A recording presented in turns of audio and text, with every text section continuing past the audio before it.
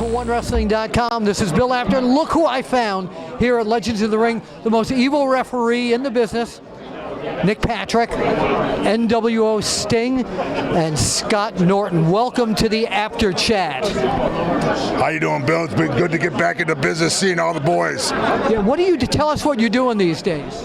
I'm just staying in the gym, having some fun, getting ready to maybe step back in the ring. So there's a possibility we may see a comeback. There may be. I'm looking at it. Okay, so you were always one of the most ferocious guys I ever met in the ring, and I saw a lot of the stuff that happened with you outside the ring, so you haven't lost this ferocity at all, have you?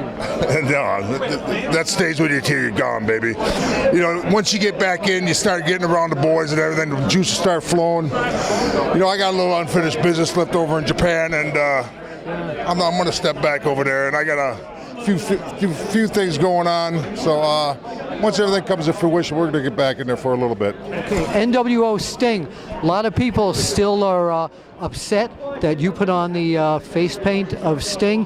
Why don't you tell our viewers there at OneWrestling.com what was behind that?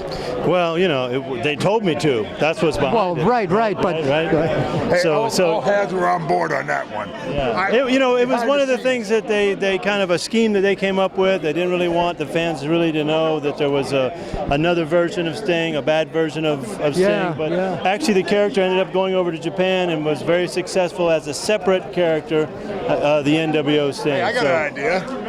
Why don't we do a little cage match, him and Sting, and see who can carry on with the paint? Sounds good. Yeah. I mean, that's a match I would like to see. Sure. Set it up. And what do you do? Well, other than Legends of the Ring here, worried about this. What are you doing these days? I'm in Miami in the sunshine, laying out, relaxing, having a good time. So the NWO, the funds from the NWO are still taking care of you? You know, I'm taking it easy. All right. Nick Patrick. Yes, sir. Nick Patrick, welcome to OneWrestling.com. I know you've been here before. Yes, sir. Tell everybody what you're doing these days. Well, I'm training a couple of young men to become professional wrestlers right now. Where are you doing that? In Atlanta, Georgia. Okay. And I got a couple kids I'm training. I do a couple independent shots, but mainly I'm pretty much a stay-at-home dad right now. My oldest son's autistic, and I stay home and take care of him and make sure he's got a life other than sitting down watching TV all daggum day. Well, that's great. That's great. Well, thank you, man. Great. Well, let's talk about the prime days of WCW and NWO. Your favorite memories?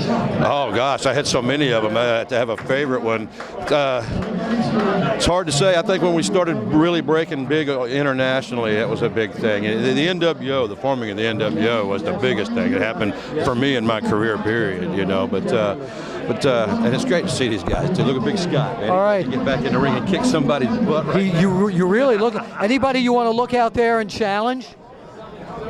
There ain't a man ever that I've ever backed down from.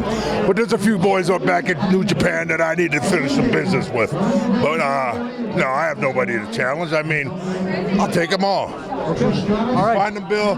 You knock them, set them up, I'll knock them down. One at a time or more than one at a time? I got some buddies too. You remember that? Okay. NWO, we roll, baby. All right. Bill Apter with Scott Norton, NWO Sting, Nick Patrick. Would you all point right into the camera there? We'll see you at the matches.